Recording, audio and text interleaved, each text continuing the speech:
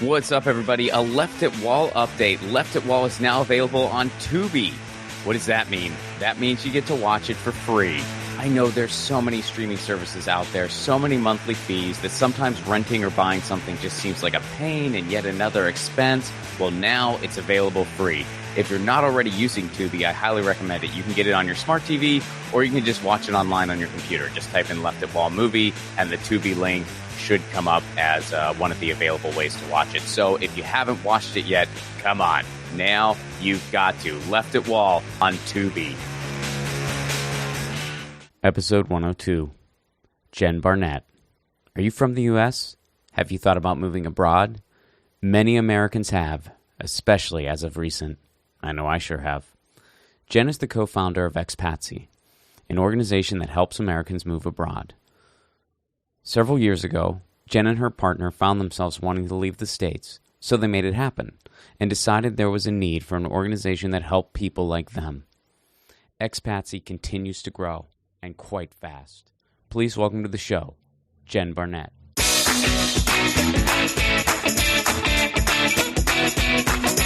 Jen Barnett, how are you? Thank you for joining me. I'm well. Thanks for having me.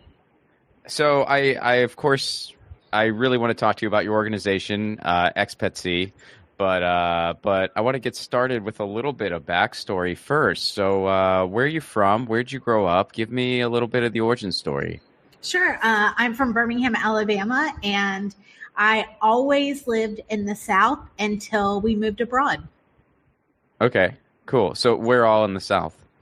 Well, most of my life was in Birmingham. I went to college for a year in Memphis and then finished in Auburn. I moved to Knoxville and worked for a while, and then I went to Atlanta for grad school, lived in Tuscaloosa, so I really didn't go very far for most of my life. So until I was 52 years old, I basically lived in the Southeast. Wow. And you were just kind of did you travel growing up or? Some. I was raised by a single mom for most of my childhood, and I'm ex-evangelical, which is really common, in the South.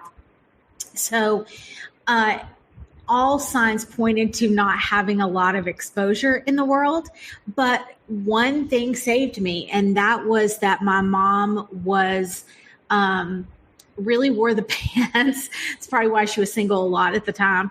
But she really wore the pants, and she wanted me to be educated. And that led to school for early readers when I was 5, to going to a special magnet school when I was in high school. And the way she got me to go to the magnet school was because I was terrified. I just wanted to go to the school with kids that were normal because I'd been to evangelical school my whole life. And they were going to France and Switzerland and Italy on a trip. And I said, if I can go on that trip, I will go to this school. And that was my first time, of course, leaving the country. My mom never did leave the country except for she spent one day in Tijuana, and that was it. But it changed me. So first of all, what was it like going to the evangelical school, and then what made you kind of walk away from all that stuff? You don't need to go any more in depth than you feel comfortable going into, but I'd be curious as to that. And then tell me more about that trip. How did it change you? Yeah, so it's funny. It's just your normal when you're growing up there and you go to church 6 times a week and then to school every day. And I can still do all the books of the Bible. And I've read the whole 9 yards. It's just really common. And to be honest, I am lucky that I'm as old as I am, because it actually got a lot weirder after I grew up. So we're watching the new season of Shiny Happy People and so on. And I just really thank my lucky stars that I'm as old as I am, because you don't think things are going to regress. You think things are going to progress. And of course they didn't. But the big things there are 2 things. And one was, in my little evangelical school, we had this France week in first grade. And we made little sidewalk cafes, and we learned, 5, 6 French words. And that I just became very fixated on France at that time. And probably it was just, like any weird kid in any small town environment, I saw something that was interesting that intrigued me from that age. I even remember thinking when I was a little kid that Gatlinburg must be Paris because it had a big tower in the center of it, and all these things. And so I think I was always kind of interested. And when I got to my high school, which was it was incredibly progressive and different from anything I had known before. I had never read a book that wasn't a religious based. I mean, I had in my life, of course, but not in school. That was not a religious based book. So like kids were way ahead of me in their critical thinking. They'd read things for symbolism and things like that. I just had no concept of it. Everything was on the page. No, this is literal all the time. And so I had to grow a lot. But there was this period at the end of 9th grade and we had to give speeches. And the first speech was you had to describe something in like excruciating detail. And I did like how to order a pizza or something. And this girl got up and she started to describe this cult she was in.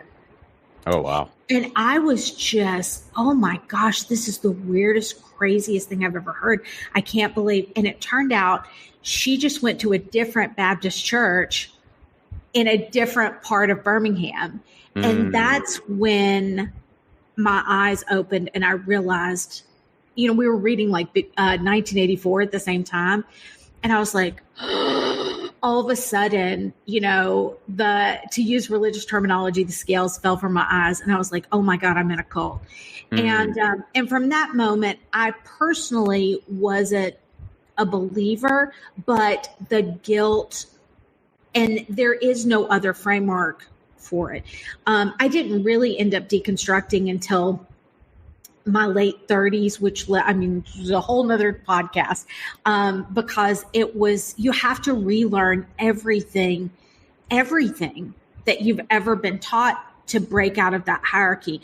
And I will tell you, there's a good tie in here because ex-evangelicals are the best expats or people who have deconstructed in general, because at a minimum, you need to deconstruct American exceptionalism, the way that the hierarchy and the rules and the constructs of your culture, and people who have been through that with religion are poised to be able to do it in another country. Because they've just done it before on such a big level. And especially, not in every circumstance, but you hear about some circumstances where they just lose their entire community. I mean, in some cases, their family might shun them, their friends might shun them. Not might.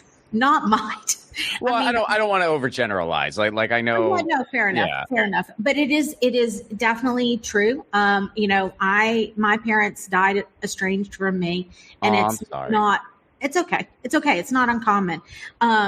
At all. And of course now it's bled into politics and things. So it's like there is no safe zone. And, then it got into, once it gets into pandemic and blah, blah, blah, blah, blah, like it permeates every aspect. Whereas it used to be a little bit more compartmentalized. But one thing I noticed, we help Americans, move abroad, which we can talk about. But before the election, most of the people I talked to were more like me. They were, I say grasshoppers versus ants, So they were people who, fly by the seat of their pants, have tried different things, maybe never had super great success in any particular field, open to new experiences because they're not super locked into their experiences in the U.S. But since the election, it's ants. And so it is families who are have always done the right thing, have the house and picket fence, 2.5 kids, have always, worked when they could have partied and took the boring job instead of following their heart and all these different things. And what they're finding is that they haven't changed, but the fabric of these constructs is being ripped apart around them. Yeah. And so it's like, okay, I need to speed run you through this process. Yeah. No, I think, and that's why I was just so excited to talk to you, because my personal situation, which I'll kind of mention briefly, and then we'll kind of get into the nuts and bolts of the org and everything like that. But I basically, since early adulthood, like we're talking like pretty much the first time I went abroad, which was, I was like 20 years old. And I went to Italy for the first time, met some of my family over there. I studied for a summer semester in Florence in college. So I was over there for 6 weeks, traveled around. And I always loved the idea of living somewhere that wasn't the United States, because I just realized that for whatever reason, all of my values are elsewhere. Like it's just like everything that I kind of value is more. And I'm not saying that there aren't parts about the U.S. that I really do appreciate, culturally and stuff like that. Like they're saying, hey, I live in Southern California right now. I don't know if I'll ever be able to beat the weather. I think about that, but I just realized that, the Nordic way of life, the European way of life, just the work culture and just the social culture was just way more my speed than the country where I was born. And I love the idea of living abroad. As somebody who migrated to show business type pursuits, I always thought that, well, I'm probably going to be living in the United States for the rest of my life because of work related things. Now that, basically, the industry is kind of eating its own tail. If we don't have to get into that's also another podcast for another day. But because of that, I'm kind of looking around and I'm just thinking, well, what am I really doing here? Like there's really nothing keeping me here now. And I've been in Los Angeles for almost a decade. And I won't get into all of it, but that's like the too long don't read version of it. Is just now I'm like, well, what's really stopping me? And in about 2021, especially, going through the pandemic and the way it was here, and just kind of thinking, I think I want to go elsewhere, just in my life. And I was like, well, I'll see how this pans out and see if anything changes. And as the years have gone by, I feel more validated in that choice to the point where I'm like, I shouldn't have waited. I should have just gone then. You're not alone. I know. So let's get into the organization. Expatsi. What is it for anybody who doesn't already know? So Expatsi is an organization that helps folks move abroad. And the biggest part about it is we help people from the moment that they have the thought that I could move abroad. If they don't know where, if they don't know how, if they just know, hey, something out there is better or different that I want to pursue, then we help them. A lot of times in this industry world, whatever, if you know what, I know that I want to be a digital nomad and move to Costa Rica, and I want to move to La Fortuna and live in the cloud forest and then you can Google that. You'll find some great providers and you can get going. But if you don't know, which is most people, then it's hard to know where to start. And that's what we ran into ourselves. I had traveled a little bit. I had that trip I mentioned, had been to Europe 2, 3, 4 more times, and had been to South America once, and that was it in my life. And so when we started to look, we didn't even know where to start. We just knew we wanted out, and it was political for us. In 2015, I got very nervous with Trump as a candidate, and I think that being our backgrounds, my husband has a similar background to mine, made us sort of canaries in the coal mine, where we really saw an old life coming back to haunt us that just felt incredibly oppressive. So we started by visiting a blue state and by visiting Vancouver, Canada. And the truth is, I say, we have red state money. We don't have blue state money. And to make a transition late or in the late of your career to a big city like Seattle or another country is incredibly challenging. Not to say that, if I didn't give it my all, I couldn't have done it, but I just wasn't sure that was even what I wanted. And there aren't a lot of visa paths to Canada. So we realized we didn't know what we didn't know and put it on a back burner. In 2020, we're both working remote at that point, and I had the same thought. We could be doing this from anywhere. What on earth is keeping us here? And then for us, the election wasn't enough of a mandate. So we decided to get serious about it at that point. We started putting together a list of what was important to us, weather, culture, lifestyle, human rights, how far away it was, if it was in a time zone, whatever. And then literally matching up countries, and we'd give them a point, if they matched our criteria. And just to clarify real quick here, when you say we, you mean you and your husband? That's right. My husband, Brett Andrews, is my co-founder. Right. And, he wasn't fully on board at that point in time, but he was like, this is a future thing. I'll play along. And so we made this huge list of countries and gave them all point values. And that's what eventually became the Expatsi test. So long story short, we toured Merida, Yucatan, Mexico on our next scouting trip, fell in love with it immediately. That's where I live now. And I said, why are we waiting? Let's take all this data we put together. We can't be the only people going through this.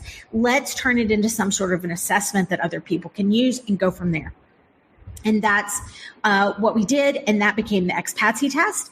We launched that in 2022. And then not long after it, when Roe versus Wade was overturned, our traffic started to multiply. So I left my job to work on it full time.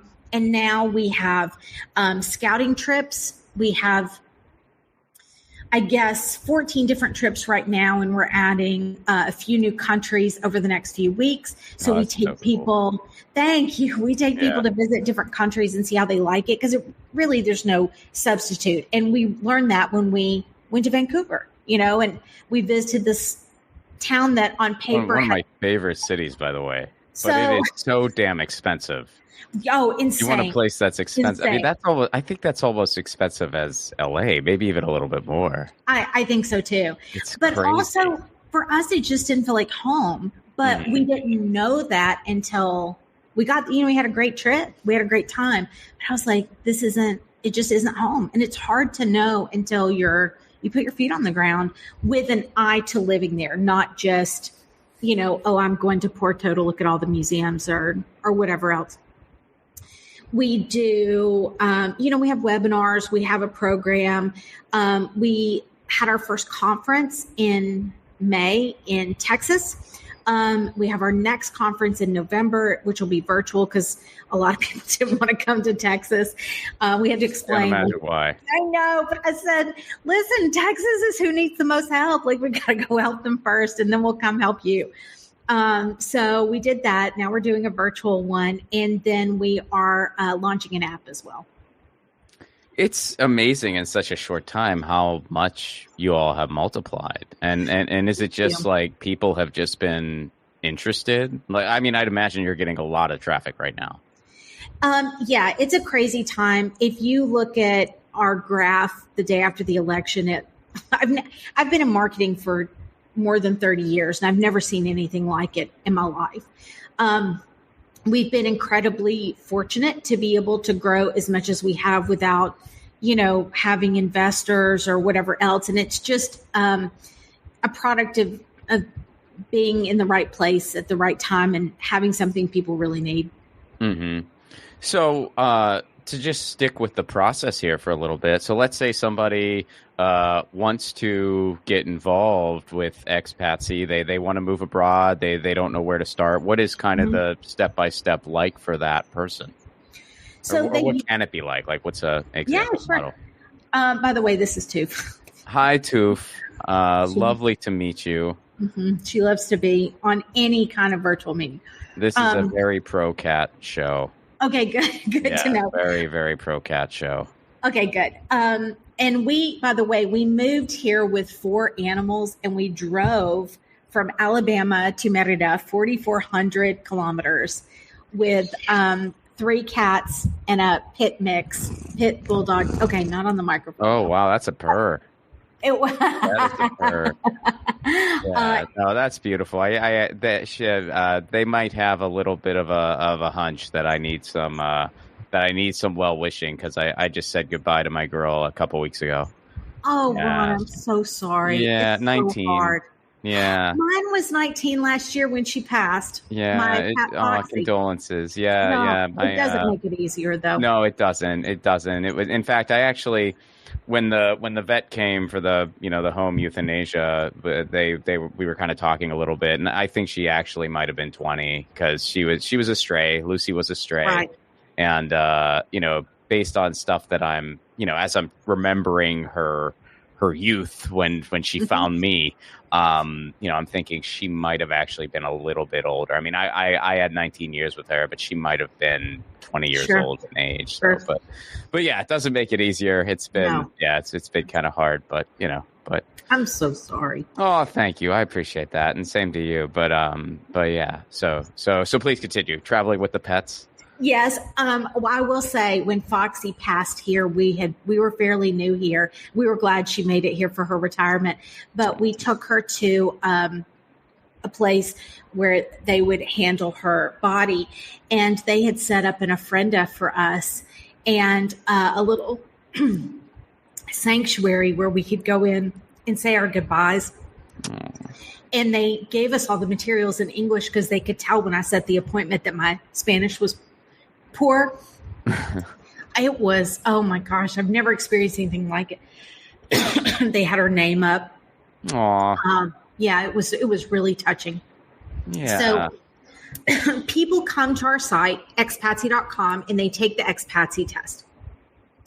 And so it asks them all the questions that Brett and I asked ourselves when we were trying to figure out where to move. And then it recommends countries based on data that matches. It's not, don't pick up and go immediately to the first country you get.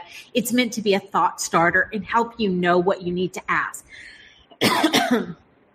But that's what the Expatsi test is. Then we say that there are 6 stages of moving abroad. The first is ideation. And honestly, that's where most people stay forever. And it is just fantasizing about, I could live somewhere else. And that's it. Never take a step towards it. The second is planning, and that is figuring out where you can go and how you can get there.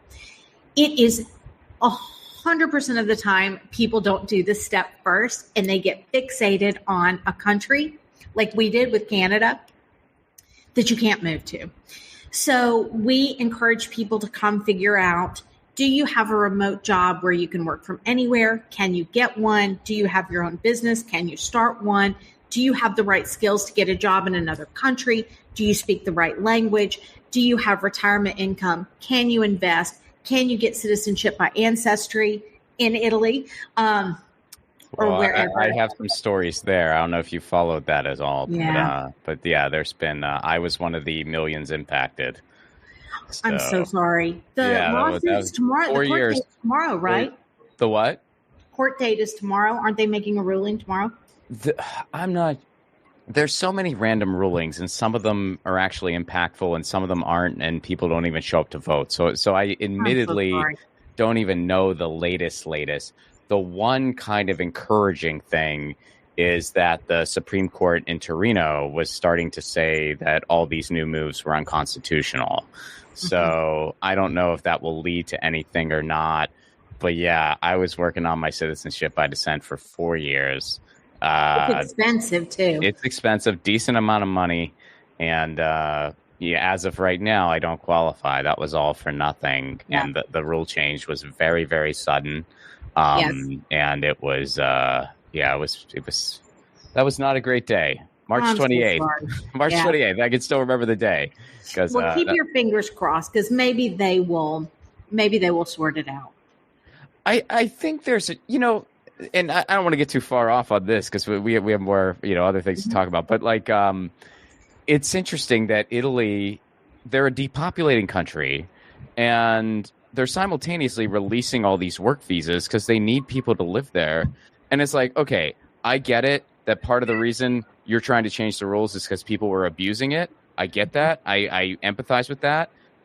So instead of just making these arbitrary generational rules, how about like make it so you have to live there if you want it, or you have to do it in Italy. Say that the American consulates aren't doing this anymore. You have to go to Italy and you have to have some kind of commitment to the country.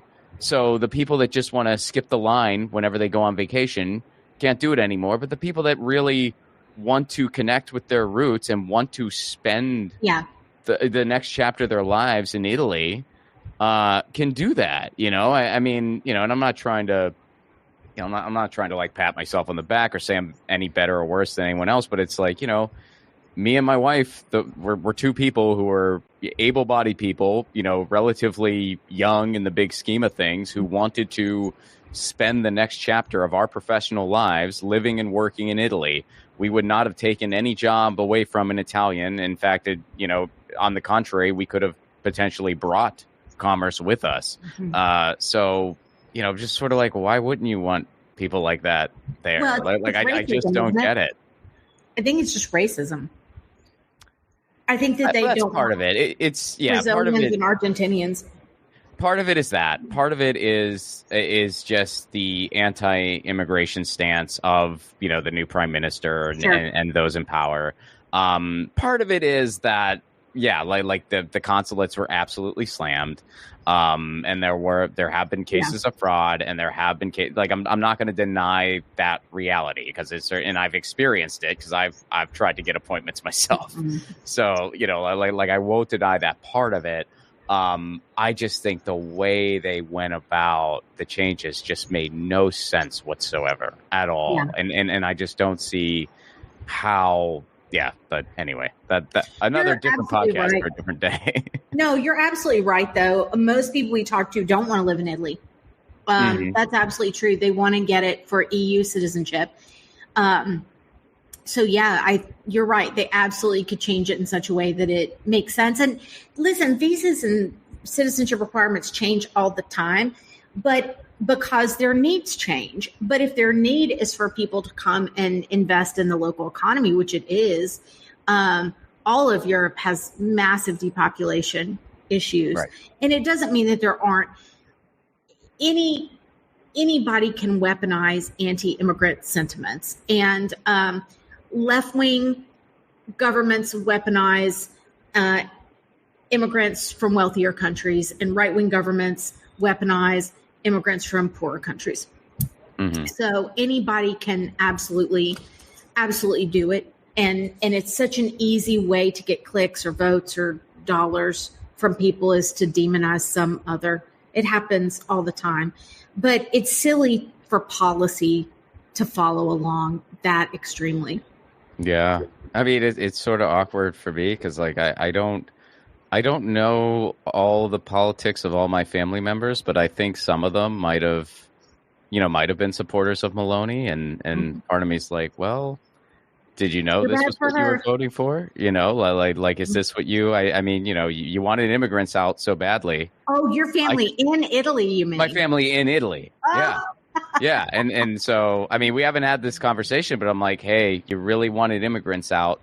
I know 2 that you prevented. Right. What is Italian is that what you wanted, though?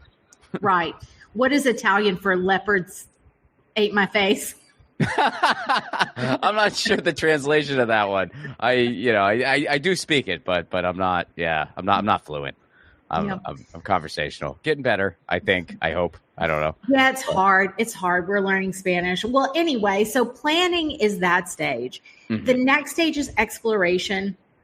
And this is where you've come up with your short list of where you are allowed to go, and you can actually get there, but you're trying to decide where you want to go from that list. this is fun, right? This is when you can go on trips with me or on your own or whatever else and really just see what matches your vibe. The next stage is paperwork. So I always say, like, until you get into the paperwork stage, everything is virtual. Everything is a dream. You're in a long hallway with tons of doors and windows, and you can peek in and imagine yourself living in these places. This is the cat, by the way, no worries. Who's moving the computer. But when you get into the paperwork phase, that's where like the cash register starts to ring, right? Because then you're paying for relocation specialists or immigration attorneys or whatever other kinds of facilitators you need to help you with your documentation. And so that's when you really want to be sure. It's not to say that you can't undo anything you've done up until that point and pick a different country or go somewhere else. But that's where things start to get really real.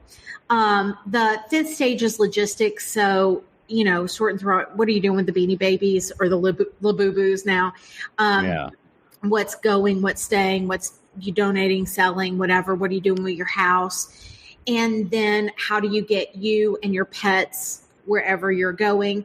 And then finally settling in. And that's the whole rest of your life, right? Like learning a new language, building community, finding a new endocrinologist or whatever else. So basically, it's really fun for steps 1 through 3. Then steps 4 and 5 kind of suck, but that's what you have to do to get to the finish line. 100,000%. That's like, exactly these correct. Steps suck, but you got to do it. Yeah. This is the not fun part. It's fun, then not fun, and then fun forever. That's right. There you go. That's right. What do you say? Because I know that, I've, been around this topic both as a participant and as, I created content around this content. I had a series about this for a brief period of time, and then I kind of shelved it because I realized I had to get my own ducks in a row. But one of the things that I've always gotten is just the affordability aspect of it. Mm-hmm. And, I want to talk to you about that, and I'll kind of give, sort of my own perspective too. I'm not going to say that, if you want to move abroad, it's going to take financial resources. There's no denying that. But I think that in the United States, people are really fed this idea that going abroad is just for rich people to get a retirement thing. And it's just such a pipe dream and you can't possibly do it. And really, if you look at it in the big scheme of things, it's like, first of all, it doesn't have to cost that much. Mm-hmm. And second of all, look at it from the scheme of a lifetime. It costs a lot to leave. How much does it cost to stay? Do you have kids? Do you want them to go to college? What is your rent? What is your mortgage? What is the cost of groceries? How would that be different in another place? Mm-hmm. Like do like a 5-year, and I'm not a math guy, believe me, but I could do the basic arithmetic, the basic accounting. Look at it from the lane of 5 years, and then factor in the amount of money you would have spent staying in the U.S. versus, what you would spend elsewhere plus the moving. And see how that stacks up. I think people are especially surprised about how affordable Europe is. It's even France. Like people think of, it's known to be so chic and whatever. So people think, oh, the whole country is a luxury. And that's just not how it works at all. Sure, housing in Paris is incredibly expensive. It's world-class cosmopolitan capital city. But I was helping a client with housing in Lille recently, and there are apartments for 500 euros. It's just a different world. For us personally, our cost of living is about $3,000 a month in Mexico. Now, that doesn't mean that's always what we spend. We are happy to treat ourselves to more than that when we feel like it. But anything over that is absolutely luxuries that we don't have to have. So that allows us as a startup a much greater chance of success. If I have $24,000, which is what I put into Expatsi, to put into a business. And in the U.S., I'm from Alabama, right? So it's not as expensive as where you're from. But let's say I can live for 3 months on that in Alabama, but I can live for 8 months on that in Mexico. Well, now I have almost 3 times bigger of a shot for my business to be successful than I had in the U.S. And cost of living is no joke when it comes to happiness in these countries. Now, I want to be clear. It doesn't mean it's cheap, and it doesn't mean that it's low cost for locals, right? Because they earn at the same cost of living that you're experiencing regardless of your income by virtue of having retirement income or remote income or whatever else. But if you look, there's a company called Internations, and they do a huge poll of expats in every single country. And it's expats from every country in every country. So, 45,000 people they'll poll. And they make a list of where people are the happiest. And it's a huge variety of countries, but they're all low cost of living countries, every single one of them. And they say money can't buy happiness, but that poll to me shows that it is not the case. But you're absolutely right about college. If you are a resident in Portugal for 2 years, your kids will go to school free. All college in Germany, all public college in Germany is free, or it's $100 a year or whatever. And private college is not much more. Same is true in Austria. In some cases, you have to be a citizen, or you pay out of the country tuition, but the out of country tuition is $1,500 a year or whatever. And a lot of times these programs can be in English as well. So it's not like your child has to be bilingual to go to school. Although if you move abroad with a kid, they'll pick it up much faster than we will with our brains. But yeah, that's a tremendous savings, plus healthcare. We're featuring Spain this month. And so our partners there are a family or a couple in their early 50s with a teenager. And they have the most high-end private health coverage, in addition to they get the public system. But their super high-end coverage is 1,800 euros a year for all 3 of them.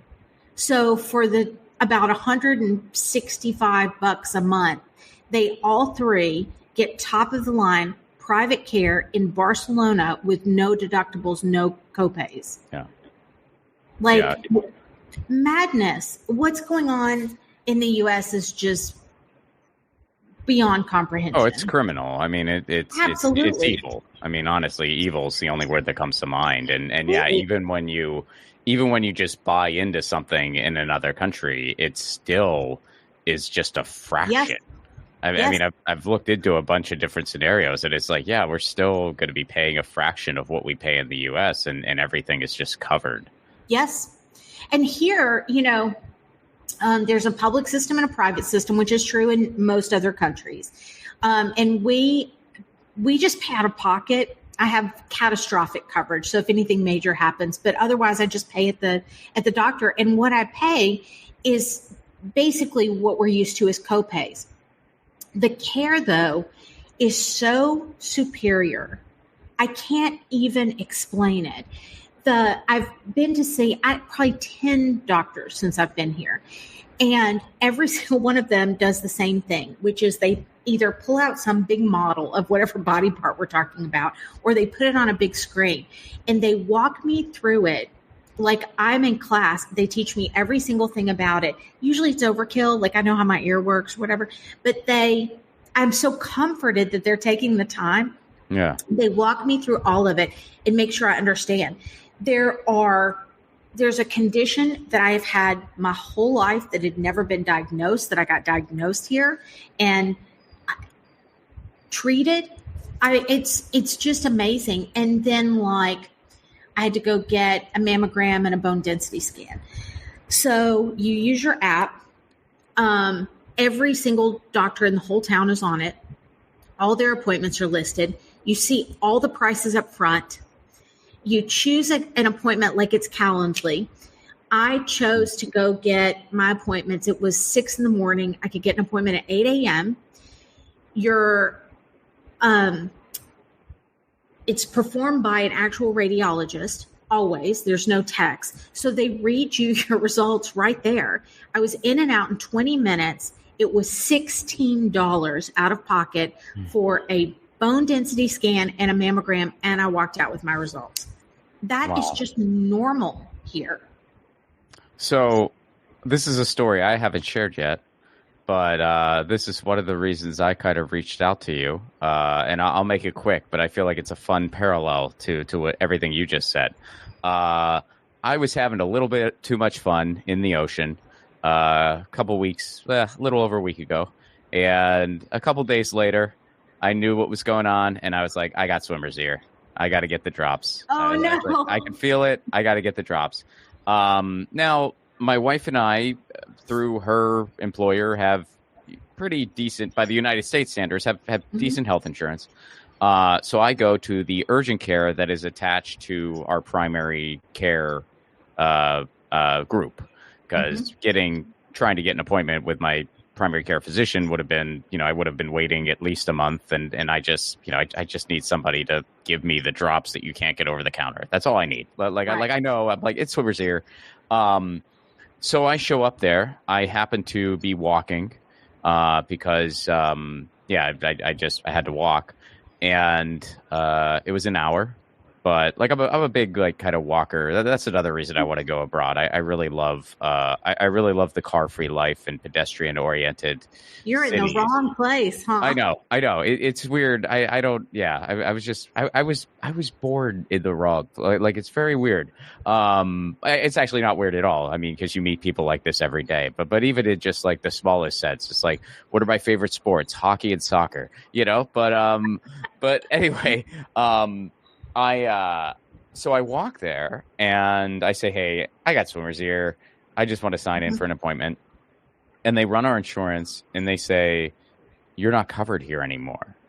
And I go, what are you talking about? You've been our primary care person for years. And we, we switched to this policy, but we checked ahead of time to make sure you were our people. And we were never told otherwise. We were never given any type of notice, that this doesn't make sense.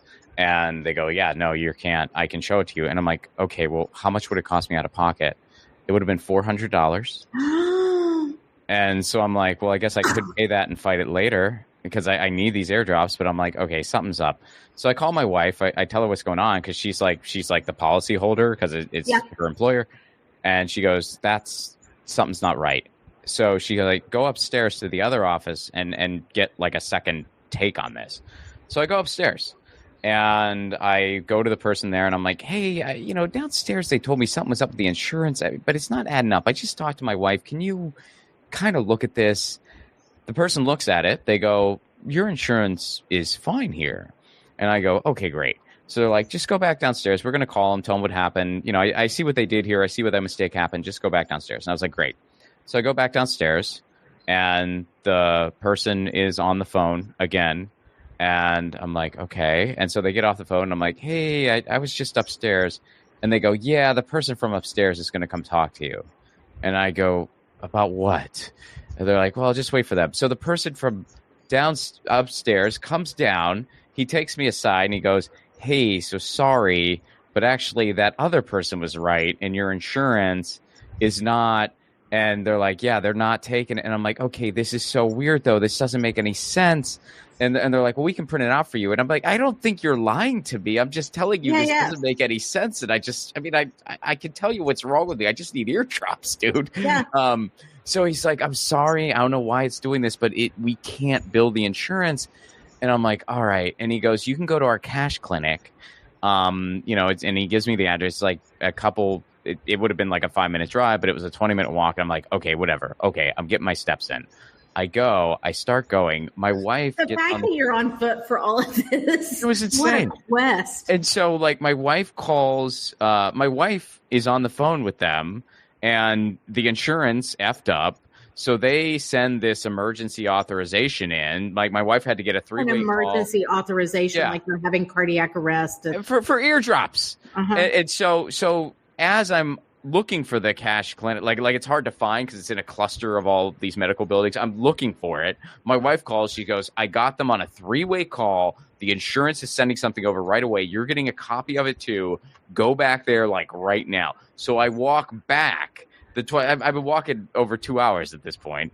I walk back to our original care provider. I go in there. There's a group of them in the office now. And by the way, this isn't their fault. Like, I'm not mad at them.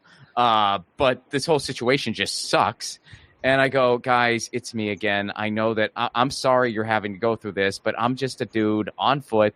I know I got swimmers here. And man, I just want to be seen. I just want to solve this. And so we get it sorted out. I get seen, whatever. But this was, hours. And it could have been a $400 thing. It wasn't, fortunately. And I know that's kind of a fluky thing, but it's just like our system is so whack here in America and in the U.S. And compared to everything you just described, it's like the polar opposite of that. And it was actually that day where I said to my wife, I'm like, let's really set a timetable here. This was, like this is just ridiculous. When people talk about bureaucracy is so bad in other countries, people say bureaucracy is bad in other countries. And then I'm like, you just have never run into the bureaucracy in the U.S. Like, you are mental. But you're right. And not only, Ron, this would have been a 10-minute problem in Mexico because you don't need a prescription for eardrops. Mm-hmm. You don't need a prescription for anything that isn't controlled. So you would have walked into whatever pharmacy of your choice. And don't forget, like, I have Costco, I have Walmart, I have a number of local pharmacies that are the equivalent of CVS or Walgreens, and walked in and walked out. And they work with you. They're so nice. You can walk in and say, okay, here's everything I take with its English name. And most often you add an A or an O at the end, and now it's the Spanish name for it. The one thing I will tell you, though, and people should know this, is ADHD meds are not legal in lots and lots and lots of countries, or at least not stimulant-based ones. That's true. Yeah. Vyvanse is available in lots of Europe, and like Strattera here. But when it comes to like Ritalin, Adderall, and things like that, Canada is the only place I really personally know of. There might be other places, but just FYI. But it's just so much easier, and the accessibility of it. And it doesn't mean that there aren't things that are hard, especially if you're in the public system. There was a lady who had a blood transfusion for surgery. And so they ask, you either have to pay for the blood or you can get someone to come donate blood on your behalf. And so we went down to donate blood. And that was a big rigmarole and things like that. But in general, I just find care to be so superior. Someone on our trip to Spain left their whole bag of meds in a random rest stop, and they couldn't remember where. It was $2,800 worth of medicines. And they went to a pharmacy in Spain, and with nothing, had them all refilled, and it was a couple $100. Wow. What would you say is the biggest difficulty for people who want to move abroad? There are two kinds of obstacles, internal and external. And they're both challenging, but people know better whether it's internal or external. I think the internal ones are harder. The fear that they can't do it, all the little things inside them that say that they can't figure it out. And this tendency to go and try to do, I told you about those 6 stages. They want to do all 6 stages at once. Or they skip right to the end because those are stages they can do at home, like play on Duolingo or whatever, or look at houses online. And so that tendency. Externally, it is a matter of you do have to be able to support yourself in another country. And that is a privilege that not everyone has. And especially 25 to 54-year-olds with jobs, right? it is much easier to retire abroad. You have a shorter list of choices, but it's just a matter of how much money do you have? Okay, here's the menu that you can choose from, and then you kind of just go. Language is the other big one, but a lot of that is psychological too, right? Because if you aren't actually working in the language, then you can learn it at your own pace. That's what we're doing. I don't have to have this interview in Spanish. So we go to class. We love it. I mean, it's hard. It's hard. And we say that, if we ever get to a point where we can retire, then that's what we're going to focus on, is learning the language full time, because it's challenging. Speaking it is one thing, reading it is one thing, but understanding it, it's brutal. I'm somebody who watches Netflix with the English subtitles on. So understanding what someone is saying in rapid fire Mexican Spanish is tough. But people are, oh my gosh, it's hard. But people are lovely here if you try. And having your phone makes such a big difference over having to use a phrase book like we used to in the olden days, and then apps in general. The fact that you can use Uber and Google Maps to accomplish things that you normally would have to go up to a stranger and communicate with a taxi driver about where you want to go and whatever else. Those things make a big difference as well. So in closing, go ahead and plug away one more time. Tell everyone where they can go to learn more and where they might be able to start their abroad journey. Ron, thank you so much. Expatsi.com is our website, expatsi.com. You can take the Expatsi test there, and then we'll send you info about how to complete the other steps. We have a Facebook group that's private where you can come and meet like-minded people, and especially if you have family or friends who are kind of giving you the business about wanting to leave, you can come and be with other people. It's called the Expatsi Fam. We have a conference coming up the first week in November called Move Abroad Week, where we'll have 50 talks about how to move abroad to different countries, accomplish different visas, and so on. Jen, thanks so much for doing this. Thanks for having me, Ron. That was Jen Barnett. Check out Expatsi. And if you're interested in moving abroad, I also recommend Artsy Marxist, that episode. They talk about how they moved to Mexico. So there's a couple different episodes of this show that deal with leaving the United States, if that is something of interest to you. But yeah, definitely check out Expatsi's site. See if you connect with something. Music for the 1000 podcast is provided by Andrew Saxon. I'll be sure to check out his podcast, the Baywatching Podcast, wherever you get your podcast. Leave us a 5-star review, would you? Make sure you are subscribed wherever you get this show. And if you want to support this show on the sustainability end, you can do so over at patreon.com/ronplacone. For a Get What You Can level, you get all kinds of cool content. We do a Zoom hangout once a month. You get insider information on upcoming films and projects, and you get full stand-up clips not available anywhere else. It's a really, really cool community, and that's all for a Get What You Can level. All right, 102. I don't know what's particular about the number 102. I don't know. I mean, we're just kind of over 100. 102. That's a pretty.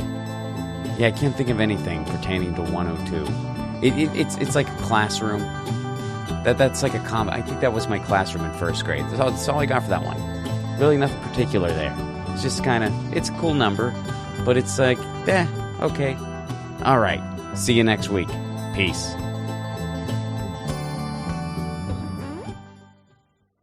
Hey guys, Ron Placone here. Take your own 1,000 challenge. No, you don't need to interview 1,000 people, although if you want to do that, go for it. Your 1,000 challenge can be whatever you want. Maybe you want to call a friend out of the blue once a week. Maybe you want to read a book every month. Maybe you want to start a different garden every season. I guess that might be dependent on where you live. Look, the point of the challenge is taking on an endeavor that enriches your life in some way, and it can be measured. And then, of course, you do it regularly. That's what 1,000 is doing for me, and hopefully for you too. The main reason for this podcast and every podcast I've ever done is to build community. So take your own challenge. Then join our Facebook group. It's called 1,000 What's Your Challenge? ? That's 1,000 What's Your Challenge ? And post about what your 1,000 challenge is and the progress you're making. All I ask is that people be encouraging of each other's challenges. This is personal and vulnerable, so be cool. There's enough negativity on social media. We don't need to add to it. For those of you who aren't on Facebook, hopefully in the future we'll be expanding to places like Discord, Reddit, but for now, we're starting on Facebook. And again, that Facebook group is called 1000 What's Your Challenge? See you there.